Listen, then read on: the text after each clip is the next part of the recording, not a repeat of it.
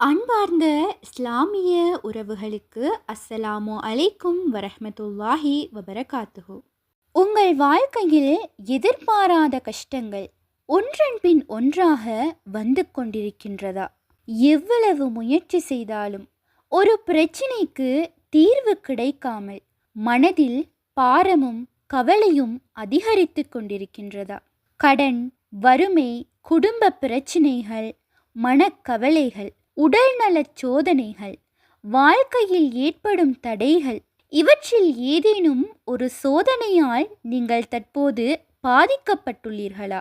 இந்த பிரச்சினையிலிருந்து நான் எப்போது விடுபடுவேன் என்று இரவு பகலாக சிந்தித்துக் கொண்டிருக்கின்றீர்களா?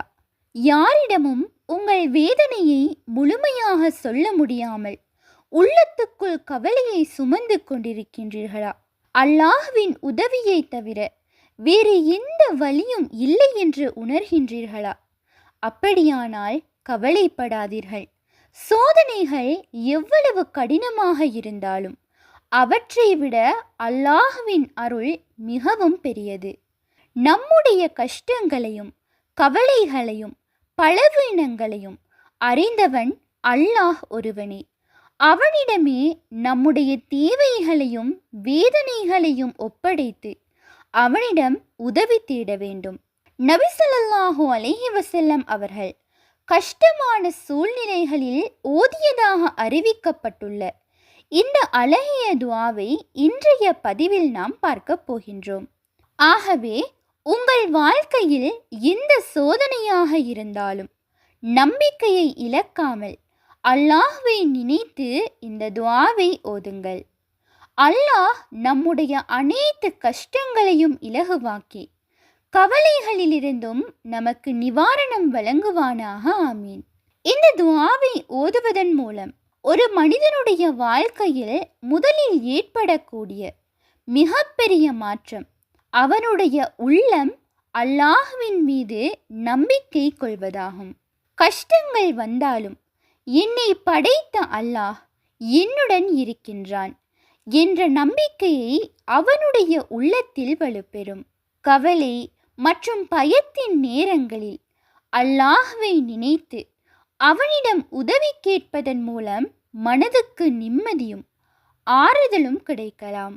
மேலும் சோதனைகளை எதிர்கொள்ளும் போது பொறுமையுடன் இருக்கவும் அல்லாஹ்வின் தீர்ப்பில் நம்பிக்கை வைக்கவும் இந்த துஆ நமக்கு கற்றுத்தருகின்றது.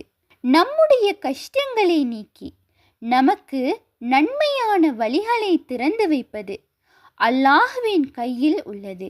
எனவே நம்பிக்கையுடனும் உண்மையான ஈமானுடனும் இந்த துஆவை ஓதி அல்லாஹ்விடம் நாம் உதவி தேட வேண்டும். இவ்வாறாக இந்த சிறப்புகளை அடக்கிய அந்த அழகிய துஆ என்ன என்பதை இப்போது நாம் பார்க்கலாம். லா இலாஹ இல்லல்லாஹுல் அலீமுல் ஹலீம். லா இலாஹ இல்லல்லாஹு ரப்புல் அர்ஷில் அலீம்.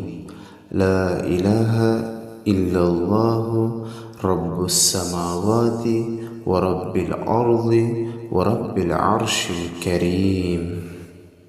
துஆவினுடைய பொருள் மகத்துவமும் பொறுமையும் உடைய அல்லாஹ்வை தவிர வணக்கத்துக்குரிய இறைவன் வேறு யாரும் இல்லை.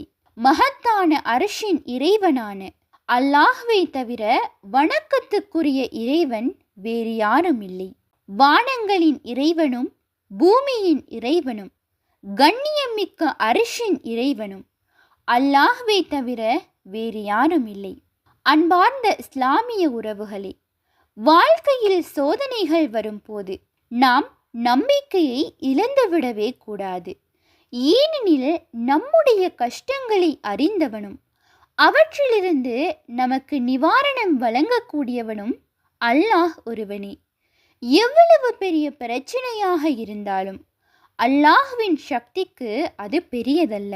எனவே கஷ்டங்களின் நேரங்களில் மனம் தளராமல் அல்லாஹ்வை அதிகமாக நினைத்து அவனிடமே உதவி தேடி இந்த துஆவையும் ஓதுவோம்.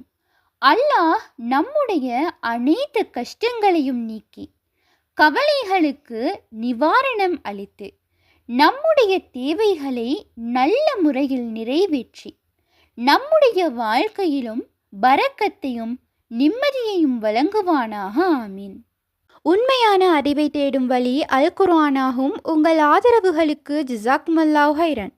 தொடர்ந்தும் எம்முடன் பயணியுங்கள். அஸ்ஸலாமு அலைக்கும் வரஹ்மத்துல்லாஹி வபரகாத்துஹு.